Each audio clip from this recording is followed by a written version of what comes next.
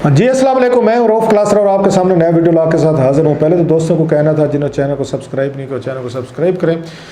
आज की जो स्टोरीज़ है दो तीन बड़ी स्टोरीज़ हैं। ये कल यहाँ पे ब्रेक हुई हैं। एक तो आपको पता है कि यहाँ पे जहांगीर तरीन साहब है, उनका ग्रुप मिला है और साथ में हमने देखा है कि बशीर मेमन साहब जो हैं DGFI साबिक जो हैं, उन्होंने बहुत सारी चीज़ों का एक नया पेंडोरा बॉक्स खोल दिया और बहुत सारे उन्होंने इंकशाफात भी किए हैं। बल्कि उस पर जो उनके इंकशाफात थे, इसाक खाकवानी साहब जो हैं, तो उन्होंने एक उस पर बाकायदा ट्वीट किया। उनका यह ख्याल था कि काजी फैज़ ईसा साहब के हवाले से जो बातें की हैं उन्होंने बशीर मेमन साहब ने, उसके बाद ज़रूरी है कि इन पर मुकदमा किया जाए शहजाद अकबर साहब पे, आर्टिकल 6 के तहत किया जाए और प्लस इनका नाम जो ECL पे डाला जाए। और उसके जवाब में उन्होंने भी उस पर आके ट्वीट्स किए हैं शहजाद अकबर साहब ने। उनका ये कहना था ये सारा जो है ये झूठ है, गलत है, ऐसी कोई बात नहीं, ना कोई कभी मुलाकात हुई है उनसे मुलाकात की कि बशीर मेमन साहब से, ना उनके फ़रोग नसीम से मुलाकात हुई है, ना हुकूमत को कोई प्लान था कि काजी फैज़ ईसा के ख़िलाफ़ कोई कार्रवाई करके उनको गिरफ़्तार किया जाए, ना ये बात DGFI को कही गई थी। लेकिन बशीर मेमन साहब जो हैं उन्होंने और भी बहुत सारी बातें बताई हैं कि कैसे कैसे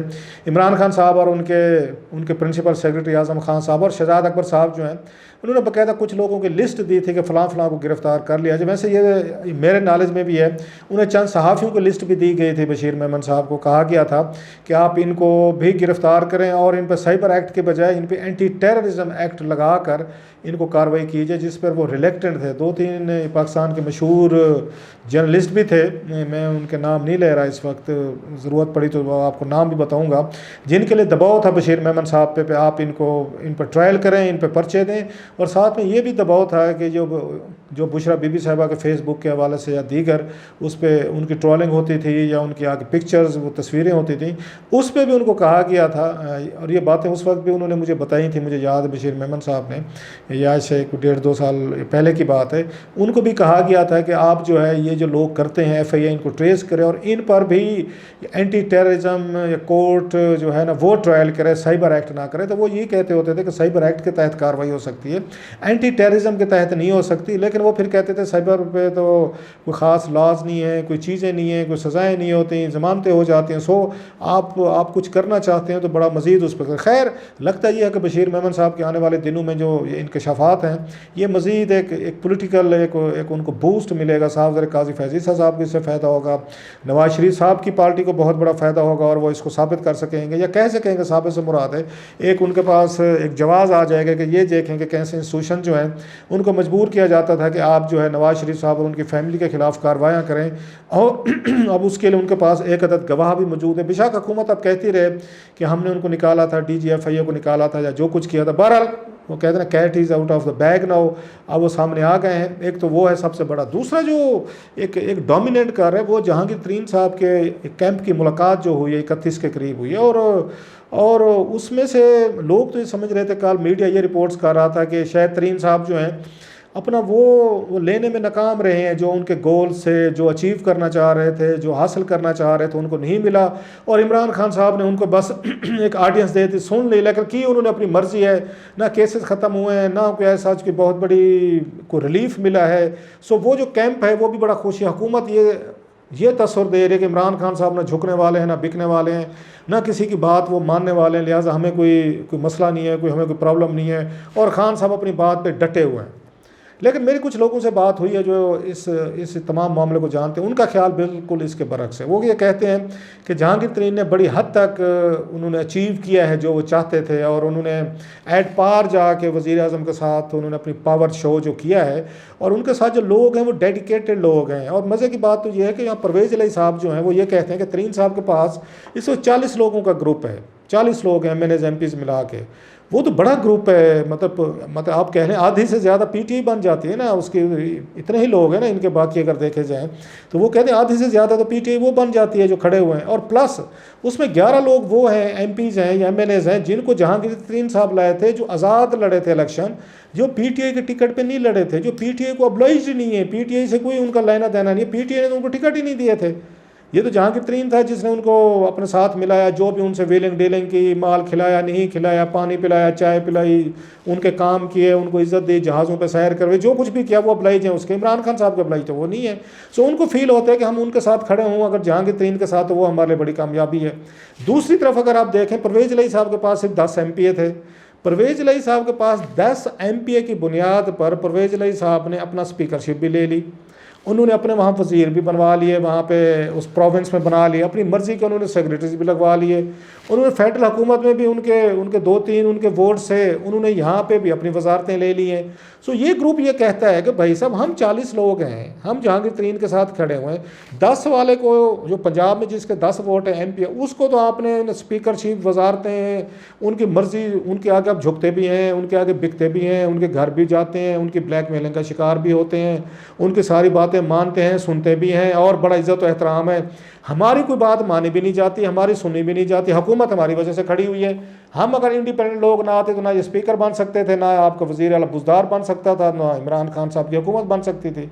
हमारी बात को आप वेट देने को तैयार नहीं, वज़न देने को तैयार नहीं है। अब ये बात इमरान खान साहब के लिए बड़ी इंतहाई घबरा देने वाली है कि जनाब के तरीन साहब ने 2-4 छोड़े, 5-10 छोड़े, वो तो 40 लोग इकट्ठे कर लें। और मेरी इतला ये है कि अभी KPK और वहाँ से सिंध से भी लोग हैं जो उनसे जहांगीर तरीन से रब्ता कर रहे हैं, डिसग्रंटल एलिमेंट है, वो भी ज्वाइन करना चाहते हैं। अभी तो सिर्फ पंजाब में ग्रुप बना है ना, जो मैं आपको इतला बता रहा हूँ कि सिंध और इवन KPK से लोग तैयार हुए बैठे हैं कि जनाब आप हमसे बात करें, हम आपके साथ आने को तैयार हैं। अब तरीन साहब का मसला ये है कि उनको मोस्टली सपोर्ट मिल रही है वो सराइकी इलाकों से मिल रही है। अच्छा, पहले तो यही था कि वही जी कि सराइकी इलाकों के सूबा महाज के लोग हैं, इंडिपेंडेंट हैं, जिनको तरीन साहब ने जहाज़ पे बिठाया और ले आए। अब ये पता चल रहा है कि सिर्फ वहाँ तक बाद में सेंट्रल पंजाब से भी लोग उनके साथ मिलना शुरू हो गए, बल्कि वो तो ये कहते हैं कि फैसलाबाद जो है कोर एक मतलब हार्ट लैंड ऑफ ये पंजाब जो है, मतलब प्योर उसमें वो उसमें पंजाबी स्पीकिंग जो है, जो पंजाब से तल्लुक़ है, in the heart of Punjab, जैसे मैंने कहा, राजा रियाज जो है वो लीड कर रहे हैं इस कॉन्वॉय को। तो वो कहते हैं लिहाजा ये कहना है कि सिर्फ ये साउथ के लोग हैं, सराइकी हैं, ये वही हैं और 2-4 5-10 हैं, ऐसी बात नहीं है। बल्कि अब ये दबाव बढ़ता जा रहा है। लगता यह है कि ये अब इसमें तादाद बढ़ेगी, क्योंकि हुकूमत जो है कोई बड़ा एक्शन लेने में नाकाम रही है। या तो होता ना कि बहुत बड़े पैमाने पे कोई क्रैक डाउन शुरू हो जाता है, MPs MNAs पे, DC DPO इनके ज़रिए उनको तंग करना शुरू हो जाते। फिर तो था कि लोग डर जाते, MP MNAs की इतनी औकात होती नहीं है कि वो एक SHO के आगे डट जाए, हुकूमतें कर लेते। लेकिन इमरान खान साहब गौर मसला है, उनके पास वो बंदे नहीं। अगर इन 30-40 के खिलाफ क्रैक डाउन होते हैं और ये खड़े हो जाते हैं, ऑलरेडी खड़े हुए हैं, मजीद वो बगावत पे तुल जाते हैं, तो खान साहब क्या करेंगे फिर? वो फिर बुज़दार साहब की हुकूमत भी गिरवा बैठेंगे, अपनी हुकूमत को भी खतरे उनके हो गए। सो इमरान खान साहब ने बिल्कुल डिप्लोमेटिकली उन्होंने अपना मेरा ख्याल प्लानिंग की है।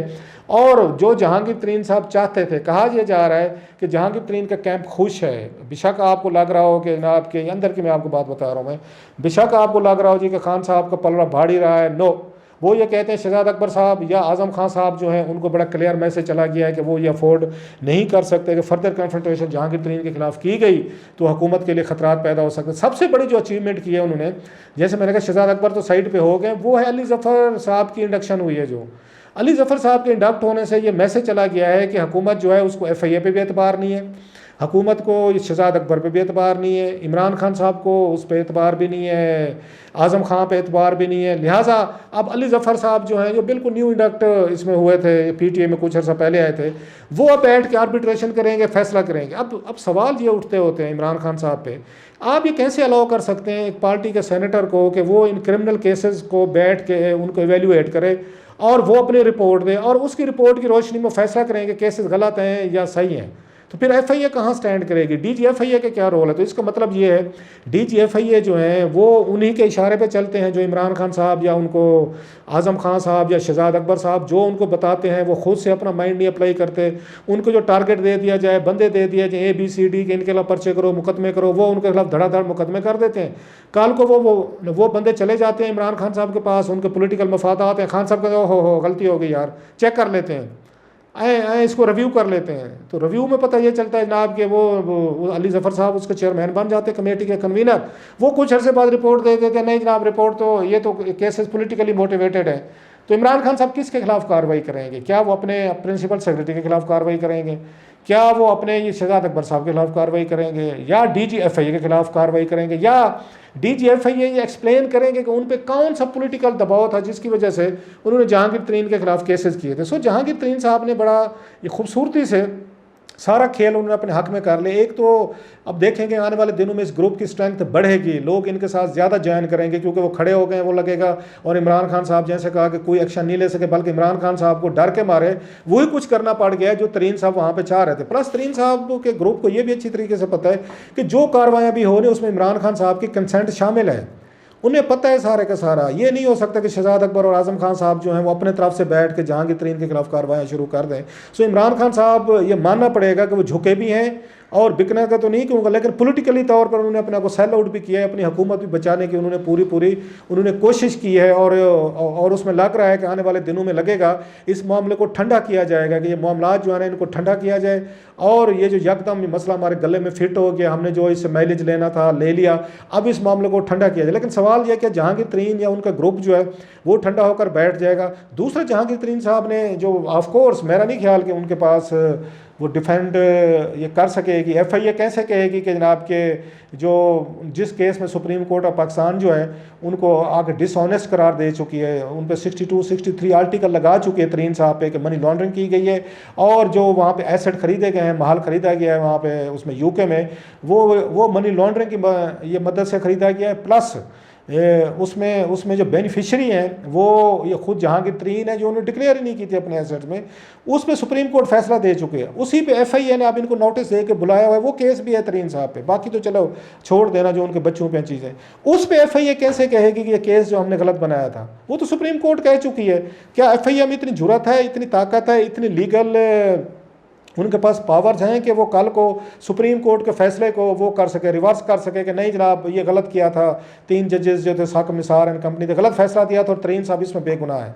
सो FIA भी फंस गई है इसमें, सिर्फ वो नहीं फंसे, अब FIA इसमें से कैसे निकलेगी। बाकी जहांगीर तरीन साहब जो हैं वो जिन केसेस में फंसे हुए हैं वो बड़े खौफनाक केसेस हैं, मनी लॉन्ड्रिंग के, जिनकी 14 साल सज़ा है, और इसलिए वो आपको तो उन्होंने इतनी बड़ी इन्वेस्टमेंट की है, 30-40 बंदा इकट्ठा कर लिया, अब उनके 5 बिलियन रुपीज़ के वो आ गए, अकाउंट सामने आ गए हैं जो डिक्लेयर नहीं है, बैरून मुल्क प्रॉपर्टी पड़ी है, उनके बच्चे के आ गए अली तरीन के, कि उसने आके सॉरी यहाँ पे बोले थी एमनेस्टी ली थी, तो उसके एसेट कहाँ से बन गए थे और पैसा कहाँ से आया था। अली तरीन साहब के बैरून मुल्क एसेट्स बने हैं या उनके जो अंदरून मुल्क हैं जो डिक्लेयर नहीं थे, तो जहांगीर तरीन साहब के होगा ना, यही केस तो नवाज शरीफ साहब पे था, तो अब बताया जाए कि वो पैसे जो हैं वो कहाँ से आए थे, किधर से आए थे। सो जहांगीर तरीन साहब इसने बिग मेस, और उस मेस से बचने का यही तरीका है कि अपना ग्रुप बनाओ, बंदों के साथ तल्लुकात रखो, अच्छे तरीके से वो रखें। वो कहते हैं इमरान खान साहब ने उनकी पार्टी ने इन लोगों से कभी तल्लुक नहीं रखा, जहांगीर तरीन ने तल्लुक रखा, मिलना जुलना रखा, लिहाजा उनका एक ग्रुप बन गया, एक उनके सेब बन गया, उनका क्लाउड बन गया। दूसरा, जहांगीर तरीन साहब का एक और बड़ा फायदा हुआ शुगर माफिया को, 17 लोगों पर FIRs कटी हैं जो लुट के खा गए, 17 शुगर ओनर्स के मिल्स के ओनर है जिनकी लिस्ट सामने आई थी, आपने भी देखी होगी, किसी और का नाम ही सामने नहीं आया। जहांगीर तरीन की तरफ सारा रुख, जहांगीर तरीन साहब ने सारा रुख जो है अपनी तरफ कर लिया। उन 17 लोगों को हमें पता नहीं कि FIA उनकी क्या इंक्वायरीज कर रही है, किसको बुलाया है, नहीं बुलाया, स्टॉक्स क्या हैं, उनके खिलाफ अब तक उन्होंने कोई वारंट जारी किया, उनके खिलाफ क्यों नहीं कोई अब तक कोई वारंट जारी हुआ, कोई गिरफ्तारी नहीं हो रही। 17 लोग हैं और बड़े बड़े बिग नेम्स हैं, बिग नाम है, उनके नहीं है। सो उनको फायदा हो रहा है, वो भी मजे से पैसे बना रहे हैं, पैसा कमा रहे हैं, उसका जिक्र कहीं पे नहीं है। सो शुगर माफिया ने जहांगीर तरीन को आगे करके, इन्होंने सिर्फ जहांगीर तरीन को फोकस करके इमरान खान साहब और उनने बाकी 17 को इन्होंने छोड़ा हुआ है, उन पर कोई नाम नहीं। 80 मिले और भी हैं जो तरीन कहता है, खुसरो पुख्तियार की भी हैं, मुने सिलाई की भी हैं, उसके बाद दरिशक भी हैं, उसके बाद हरून अख्तर भी हैं, हुमायूं अख्तर भी हैं, ओमनी ग्रुप भी है, और भी बहुत सारे लोग हैं, कहीं पे किसी का जिक्र नहीं हो रहा, चौधरीज भी हैं सारे।